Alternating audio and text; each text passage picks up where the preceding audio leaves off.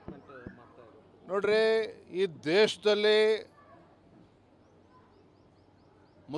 ಮುಸಲ್ಮಾನರನ್ನ vote bank ಆಗಿ ಮಾಡಿಕೊಂಡು ಈ ರಾಜ್ಯದ ಈ ದೇಶದ ಶೋಷಿತ ಪೀಡಿತ ಸಮುದಾಯಗಳನ್ನು ಮತ ಬ್ಯಾಂಕ್ ಆಗಿ ಪರಿವರ್ತನೆ ಮಾಡಿಕೊಂಡು ಅವ್ರನ್ನ ಮತಗಳನ್ನು ದುರುಪಯೋಗ ಪಡಿಸ್ಕೊಂಡಿರ್ತಕ್ಕಂಥವ್ರು ಕಾಂಗ್ರೆಸ್ನವರು.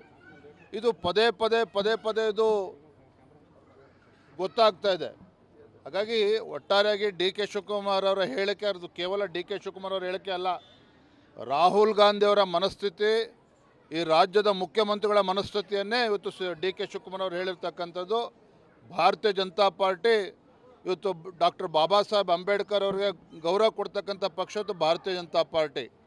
ಡಾಕ್ಟರ್ ಬಾಬಾ ಸಾಹೇಬ್ ಅಂಬೇಡ್ಕರ್ ಅವರಿಗೆ ಮತ್ತು ಸಂವಿಧಾನಕ್ಕೆ ಗೌರವ ಕೊಡ್ತಕ್ಕಂಥ ಮಹಾನ್ ವ್ಯಕ್ತಿ ಯಾರಪ್ಪ ಅಂತೇಳಿದ್ರೆ ದೇಶದ ಹೆಮ್ಮೆಯ ಪ್ರಧಾನಮಂತ್ರಿ ನರೇಂದ್ರ ಮೋದಿಜಿಯವರು. ಹಾಗಾಗಿ ಡಿ ಕೆ ಶಿವಕುಮಾರ್ ಅವರ ಹೇಳಿಕೆಯನ್ನು ಖಂಡಿಸ್ತೇವೆ ಮತ್ತು ಯಾವುದೇ ಕಾರಣಕ್ಕೂ ಅದಕ್ಕೆ ಅವಕಾಶನ ಮಾಡಿಕೊಡೋದಿಲ್ಲ.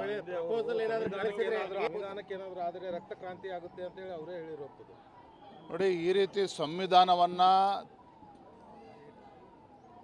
ತಮ್ಮ ಚಟಕ್ಕೋಸ್ಕರ ಸಂವಿಧಾನವನ್ನು ಕೂಡ ಬದಲಾವಣೆ ಮಾಡ್ತೇವೆ, ಮುಸಲ್ಮಾನರ ಓಲೈಕೆಗೆ ಸಂವಿಧಾನವನ್ನು ಬದಲಾವಣೆ ಮಾಡ್ತೇವೆ ಅನ್ನುವ ಹೇಳಿಕೆ ಇದೆಯಲ್ಲ, ಇದು ಅಸಾಧ್ಯ. ಇದು ಯಾಕೆಂತೇಳಿದ್ರು ದೇಶದಲ್ಲಿತ್ತು ನರೇಂದ್ರ ಮೋದಿಜಿಯವರು, ದೇಶದ ಪ್ರಧಾನಮಂತ್ರಿಯವರು ಯಾರು ಸಂವಿಧಾನಕ್ಕೆ ಡಾಕ್ಟರ್ ಬಾಬಾ ಸಾಹೇಬ್ ಅಂಬೇಡ್ಕರ್ ಅವರಿಗೆ ಹೆಚ್ಚು ಗೌರವ ಕೊಡ್ತಕ್ಕಂಥ ಹೆಮ್ಮೆಯ ಪ್ರಧಾನಮಂತ್ರಿ ನರೇಂದ್ರ ಮೋದಿಜಿಯವರು ಇದ್ದಾಗ ಮತ್ತು ಭಾರತೀಯ ಜನತಾ ಪಾರ್ಟಿ ಕೇಂದ್ರದಲ್ಲಿ ಅಧಿಕಾರದಲ್ಲಿದ್ದಾಗ ಇದಕ್ಕೆ ಖಂಡಿತ ಅವಕಾಶ ಕೊಡೋದಿಲ್ಲ. ಒಂದು ಕಡೆ ಕಾಂಗ್ರೆಸ್ ಅವರು ಇದನ್ನೇ ಡಿಫೆಂಡ್ ಮಾಡ್ತಾರೆ ಸರ್, ಅಂದರೆ ಮೆಜಾರಿಟಿ ಬಿಜೆಪಿಗಿದೆ, ಸೊ ನಾವೀಗ ಸಂವಿಧಾನಕ್ಕೆ ತಿದ್ದುಪಡಿ ಮಾಡ್ತೀವಿ, ಬಿಜೆಪಿ ಅವರು ಹುಚ್ಚರಿದ್ದಾರೆ ಅಂತಾರೆ. ನೋಡ್ರಿ, ಇವರ ಹೇಳಿಕೆಯಿಂದನೇ ಗೊತ್ತಾಗ್ತದೆ ಯಾರು ಹುಚ್ಚರಿದ್ದಾರೆ ಅಂತೇಳಿ. ಯಾರು ಹುಚ್ಚರು ಅನ್ನೋದನ್ನ ಈಗಾಗಲೇ ಜನಸಾಮಾನ್ಯರು ಮಾತನಾಡ್ತಾ ಇದ್ದಾರೆ. ಅಧಿಕಾರಕ್ಕೋಸ್ಕರ ಯಾವ ಮಟ್ಟಕ್ಕೂ ಇಳಿಬೋದು ಅನ್ನೋದನ್ನು ಕಾಂಗ್ರೆಸ್ ತೋರಿಸ್ಕೊಡ್ತಾ ಇದ್ದಾರೆ. ಧನ್ಯವಾದ.